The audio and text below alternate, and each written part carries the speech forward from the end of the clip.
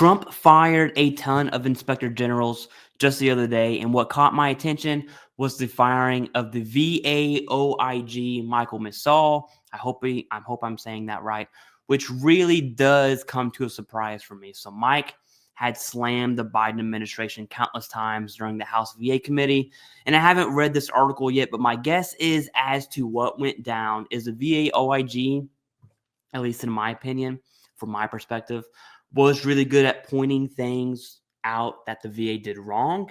However, when it comes to the recommended action and actually fixing those things and holding the VA accountable, that's the key there. From the OIG, it may have been lacking. Now, that is some super high level stuff that's way above my head, but that is my guess. And so what we're going to do right now is take a look at this article from the Military Times. VA DOD oversight questioned after Trump Inspector General firings. All right, so that's him. That's Mike there. VA Inspector General Michael Missal testifies. So President Donald Trump Friday night of firing of 17 IGs, including top watchdogs for the Department of Defense and Veteran Affairs, has left the future work of the offices uncertain and outside advocates fearing a lack of accountability at key government agencies in months to come. One of my friends works for the VAOIG, and this does affect him personally, so that part's true.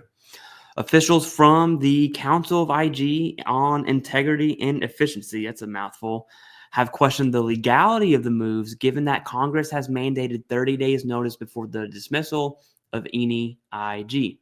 IGs are not immune from removal, Council Chairman Hannibal Ware said in a statement over the weekend.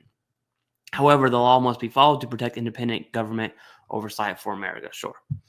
The group promised legal challenges, all of that. My email has been cut off. Okay, here we go. My email has been cut off, and I don't know what's going to happen with my things, he said. I was there for 5.5 years, and so we will see.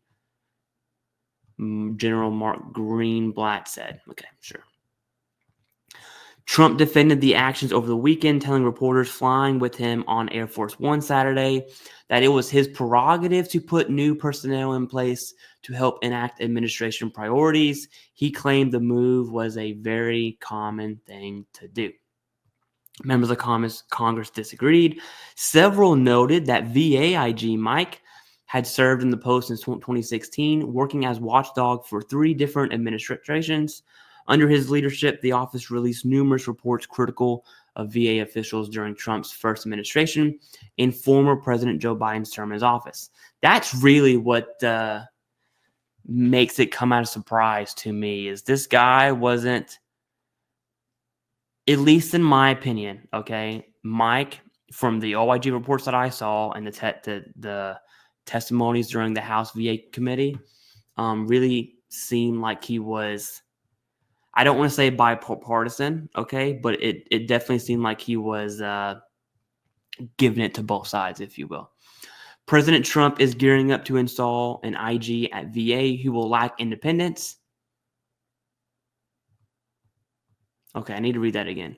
President Trump is gearing up to install an IG at VA who will lack independence and will wield the authority of the position to retaliate against the president's perceived political opponents or to conceal any wrongdoing that may implicate Trump and his allies over the next 4 years. House VA Committee Ranking Member Mark Takano said, California, in a statement.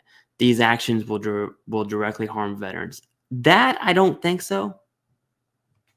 I'm not sure on that. Looking at VAOIG. Okay. Senate VA Committee Ranking Member Blumenthal. We've seen a lot from him lately.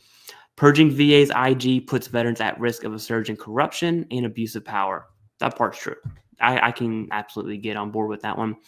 The IG is the most important internal watchdog that protects veterans from waste and wrongdoing. Firing him and eliminating his independent oversight is a betrayal of trust as well as a violation of the law. During former Rep. Doug Collins' confirmation hearing last week to serve as VA Secretary, Senate Veterans Affairs Committee Chairman Jerry Moran, Kansas, praised the IG's office as important to department operations. It's not looking too hot right now. We work closely with the IG at VA. He said, I find him valuable both to me and this committee, and he should be valuable to the Department of Veteran Affairs. Well, you're about to get a new one. A group of 21 Democrat lawmakers Saturday wrote a letter demanding a reversal of the firing, saying the move is antithetical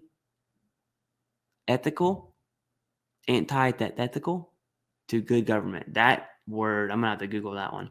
Undermines the proper stewardship of taxpayer dollars and degrades the federal government's ability to function effectively and efficiently. I'm not going to read this entire thing. I'll read this one last paragraph here. The VA IG's office released 180 reports and memos over that same period and assisted in 137 arrests related to veteran benefits fraud and abuse. In case you're wondering what that number was, that work also resulted in more than 500 administrative actions against VA workers found to be abusing or misusing their posts. There you have it. Definitely let me know your thoughts. I don't really think I have any thoughts on this. It did come as a surprise. It did come to me as a surprise. I'm curious as to who the next OIG will be, or if Congress is going to do what they have to do to at least give the 30-day window there. I don't know. More follow on that one.